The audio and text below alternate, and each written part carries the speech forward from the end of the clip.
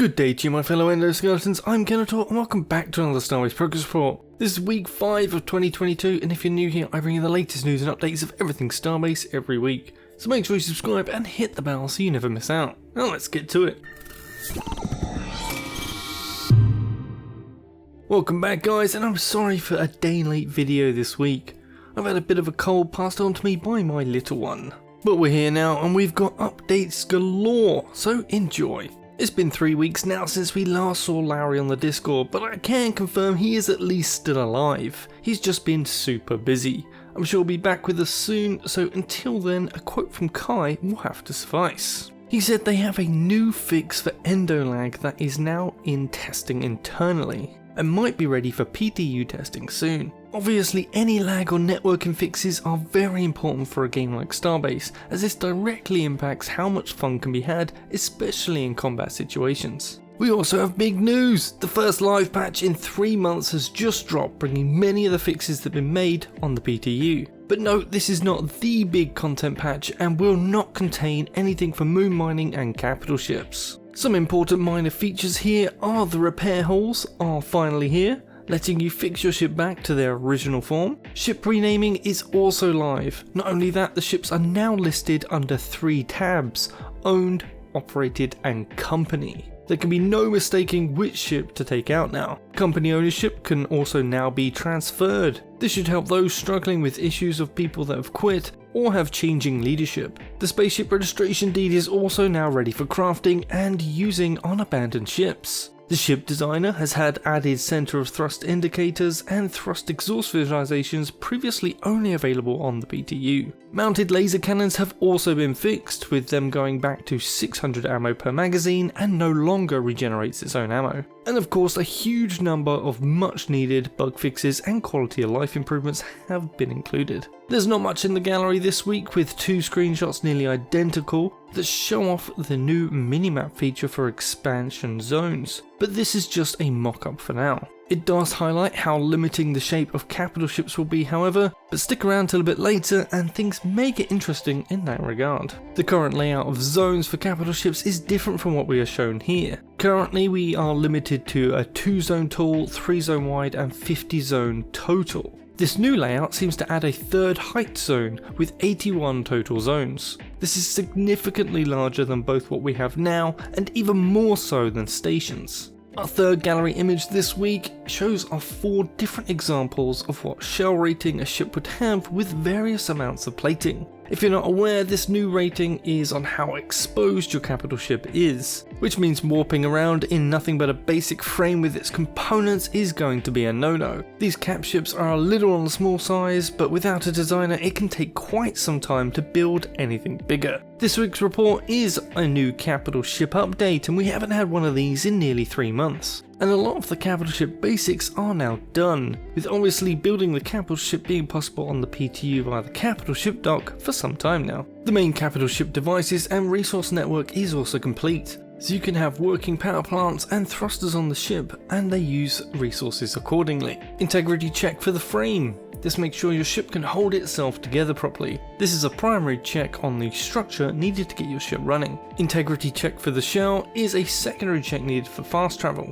and more of a concern for military capital ships from the looks of things, as their outer shell can get damaged from siege combat. But the more enclosed your ship is, the higher the rating, and the more buffer you will have to keep your ship warp capable. Capital ship fast travel is also done and made possible by using a valid location chip from the navigation data logger. Lastly, we get to finer nuances of shell integrity. This is code complete but still in designs, so it seems they are still figuring out the best configuration for the system right now, but will involve using different alloy choices in the shell to give it a higher or lower integrity. This next section is more advanced features Frozen Byte are bringing to capital ships, and the first of these is also already done, and that is capital ship expansion. Once you've moved your working capital ship outside its original dock, you can start expanding its own build areas in a much similar way as you do with stations, and this too relies on how many voxels are in your current ship. to unlock further areas. The main difference here is the layout these expansions can take, as we saw in the screenshots earlier in the video, but these minimaps still need coding in.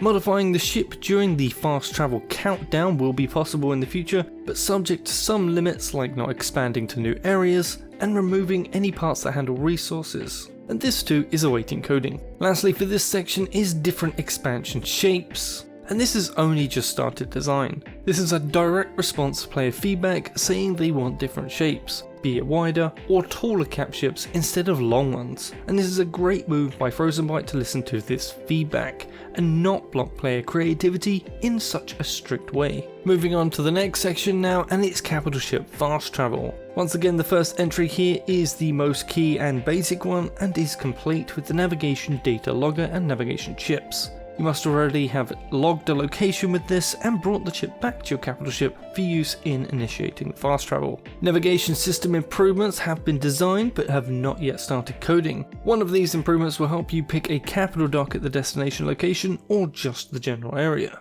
This will be needed if you want to bring a civilian capital ship into the belt, as docking them within a station is the only way. Capital ship destination visualization is another completed feature and is there to alert players in the arrival zone of the incoming capital ship so they can vacate the area or be destroyed. Initial refueling mechanics have also been completed via a single-use tool that will refill the tanks. However, refueling version 2 is in the works and will make all the tank filler tools use the resources to fill the tanks, and the fuel material will become craftable. Capital ship VFX is nearly complete, with the art department still putting finishing touches on it. Flyby audio is still under coding work, and I'm looking forward to hearing capital ships coming and going with a suitably epic sound. Fast journey start. Fast travel has been shown to players mostly as something that needs charging first, before the capital ship can blast off at huge speeds. However, Frozenbyte are designing a much slower moving version for those that want to get underway immediately, or only need to travel a short distance. And the last feature listed here is the fast travel to moon bases and cities. Currently these are not supported locations for bringing capital ships, and this will be rectified once work on this part of fast travel is complete. Our last section is of course military capital ships. And military type capital ships can be made by converting them from civilian capital ships, and this is complete in all areas. Capital ship size classes are very important for when you want to siege a station, because you have to be the same size or larger than the station that you are attacking, and this is still under coding. And lastly, the siege terminal. This is a similar screen to the fast travel terminal, and this will be used to initiate a siege against suitable station targets. And that's it, you're all caught up on this week's Starbase news. Don't forget to come drop by my Discord or chip in to support the channel via donor box or YouTube memberships. All my monthly supporters are listed at the end of my videos, and all get access to a supporter channel on my Discord, as well as my eternal gratitude. As always, please smash that like button, share this video with your friends and faction, leave a comment with any questions you want answers to, and I'll see you in the next one. Kenetor, out.